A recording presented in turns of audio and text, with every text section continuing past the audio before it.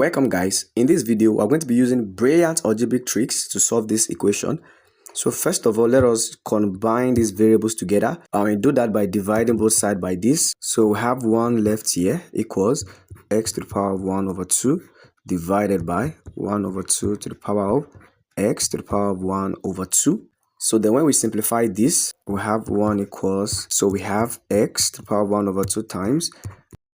And here we know that the fraction becomes a negative power. So moving on, we're going to say 1 over 2 times. Then we can write this as 2 to the power of minus 1. And then this negative cancels out. Now I want us to watch very closely at what we'll be doing from here on. We have 1 equals x to the power of 1 over 2. We're going to rewrite 2 as e to the power of ln 2.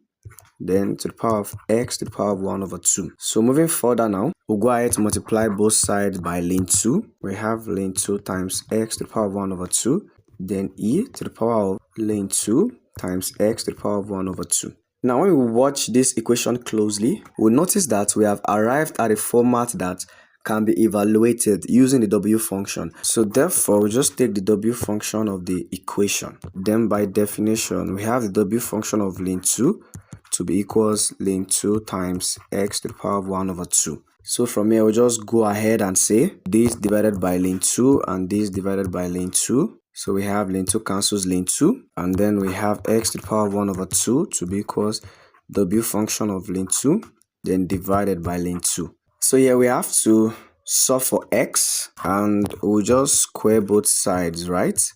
So this cancels this and we have x to be equals w function of ln 2 divided by ln 2. Now this can be our final answer, but if you are very much interested in the approximate answer, and when you input all this into your scientific calculator, you find out that x approximately equals 0.41111911386, and that's our final answer.